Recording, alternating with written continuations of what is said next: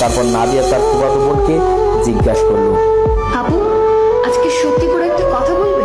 ভাইয়া কি সেদিন তোমার সাথে কোনো খারাপ কাজ করতে চেয়েছিল? সত্যি করে বলবে সবার সামনে।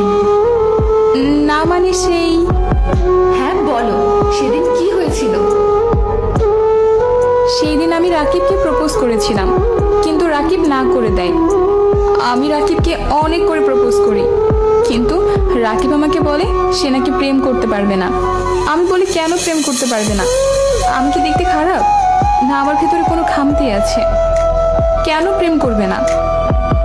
তারপর রাকিব আমাকে বলে আমি এমনই, আমার আব্বু আম্মুর কাছে একটা খুনি ছেলে হয়ে আছি।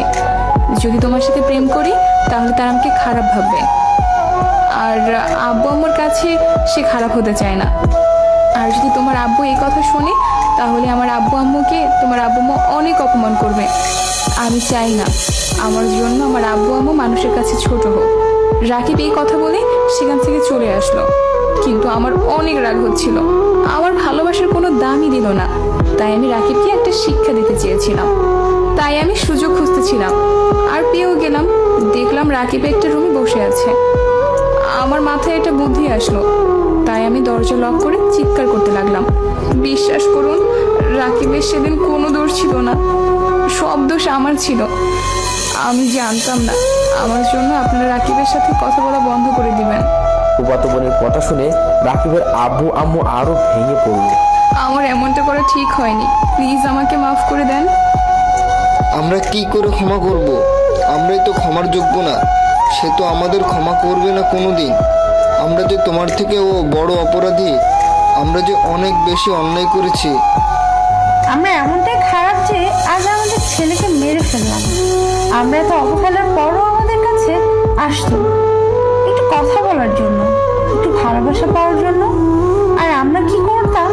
ভালোবাসা তো দূরে থাক, রাকিবের সাথে কথা পর্যন্ত বলতাম না। আমার কাছে এসে বলতো, আম্মু আমার মাথা ব্যথা করছে, কিন্তু আমি তার কোনো কথা শুনতাম না, আরো তাকে অপমান করতাম। যদি পারিস এই খুনি মাটাকে ক্ষমা করে দিস। জানি আমরা ক্ষমারও যোগ্য না। আমরা এত বড়ই স্বার্থপর যে ছেলে মরার 5 দিন পর তার লাশের গন্ধ শুনে জানতে পারলাম তার মৃত্যুর খবর। আমাকে ক্ষমা করে দে রে। তোমরা এই পাপি হাত দিয়ে আমার ভাইকে ছুবে না। তোমরা যদি এই পাপি হাত দিয়ে আমার ভাইকে ছো, তাহলে আমার ভাইয়ের পাপ লাগবে। তোমরা আমার ভাইকে ছুবে না, বলে দিলাম। তোমরা সবাই আমার ভাইকে অবহেলা করছো, তোমাদের কোনো ক্ষমা নেই। নাদিয়া রাকিবের লাশের কাছে গিয়ে বলতে লাগলো, দেখ ভাইয়া, একবার চোখ খুলে দেখ, আজকে আব্বু আম্মু তোর সাথে কথা বলতে চাচ্ছে। দেখ ভাইয়া, আব্বু আম্মুর চোখে আজকে পানি। তুই না আব্বু আম্মুর চোখে পানি দেখতে চেয়েছিস?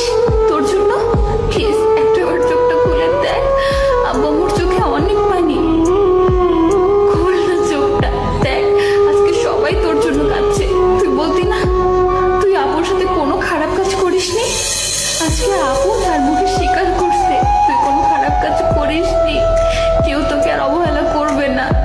আমিও তোর সাথে কথা বলবো, তোর হাতে খাবো, তোর সাথে দুষ্টুমি করব। আম্মু বকা দিলেও আম্মুর কথা শুনবো না, তোর সাথে কথা বলবো। তুই না আমার সোনা ভাইয়া। দেখ একবার, সবাই আজ তোর সাথে কথা বলতে চাচ্ছে। তুই তো এটাই চাইতি, সবাই তোর সাথে কথা বলবে, কেউ তোকে আর অবহেলা করবে না। তাহলে তুই কেন চোখ খুলছিস না?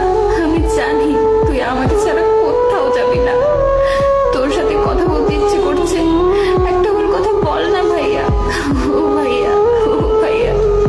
নাদিয়ার কথা শুনে সবাই আরো জোরে কান্না শুরু করে দিয়েছে। রাকিবের লাশ থেকে গন্ধ বের হওয়ার কারণে রাকিবকে তাড়াতাড়ি করে দাফন করা হলো। রাকিবকে যখন কবর দেওয়ার জন্য নিয়ে যাওয়া হয়, তখন নাদিয়া পাগলের মতো অনেক কান্নাকাটি করে, সাথে তার আম্মুও। রাকিবের মৃত্যু আজ 1 মাস হয়ে গিয়েছে।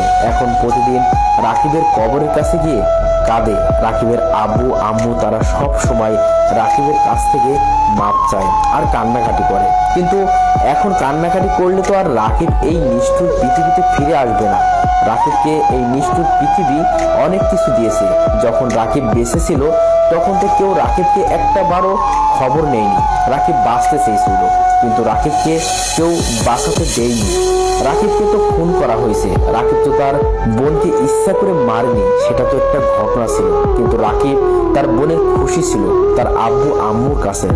সেই দিন যদি রাকিব খুনি হয়ে থাকে তাহলে আজকে তার আব্বু আম্মু রাকিবের থেকেও বড় খুনি। রাকিব তো আর তার বোনকে ইচ্ছা করে মারেনি, কিন্তু রাকিবের আব্বু আম্মু রাকিবকে ইচ্ছা করে মেরেছে। রাকিব তো অনেক বলেছিল সে তার বোনকে মারেনি, কিন্তু রাকিবের কোনো কথা তারা শুনেনি।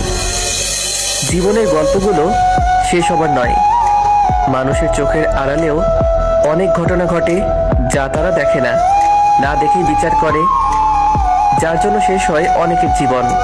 তাই আমরা সবকিছু বুঝে তারপর বিচার করব।